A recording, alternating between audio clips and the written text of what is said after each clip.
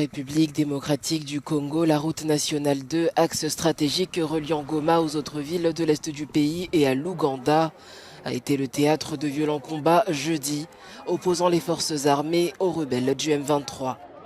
Lors du dernier épisode de violence survenu il y a une semaine, au moins 23 000 personnes ont été déplacées. J'ai fui les combattants à Niessissi. Nous avons entendu beaucoup de coups de feu. Les combattants du M23 sont venus nous attaquer et nous les avons vus. C'est pourquoi nous sommes ici, à Kanyaruchinya. Le Bureau de coordination des affaires humanitaires de l'ONU en RDC estime qu'au 25 octobre, environ 34 500 personnes étaient nouvellement déplacées dans le territoire de Rutshuru. En juin, il y avait 3 702 personnes qui s'abritaient ici. Maintenant, ce nombre a augmenté. Beaucoup séjournent dans les écoles, dans les églises. Il y a beaucoup de souffrance ici. On estime qu'à peu près, près de 40 000 personnes sont déjà déplacées. Ça, c'est seulement pour la zone de Rutshuru. Et au moment où je vous parle encore, il y a des personnes qui arrivent, des familles qui arrivent à moto avec leurs enfants, avec leur bétail, des chèvres et tout ça. C'est une situation qui est humainement très, très difficile à voir. Le M23 s'était emparé dimanche du village de Ntamungenga à environ 4 km à l'est de la route nationale 2. Aucun bilan officiel de ces nouveaux affrontements n'a été communiqué, mais les habitants affirment qu'il y a eu au moins 10 morts.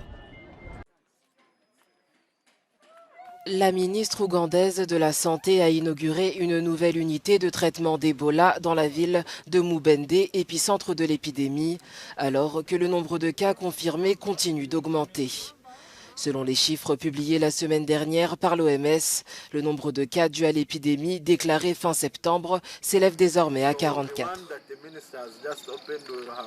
L'unité que la ministre vient d'ouvrir aura une capacité d'accueil de 60 patients atteints d'Ebola. Une autre sera également installée à Kampala et aussi sur le terrain de jeu de l'hôpital national de référence à Moulago.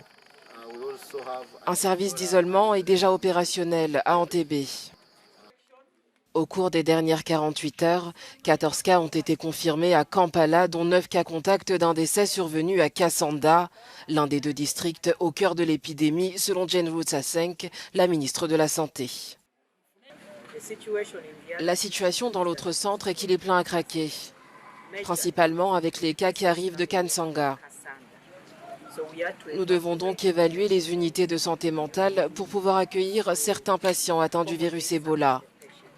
Mais lundi, une fois cet espace créé, certains des patients pourront être transférés.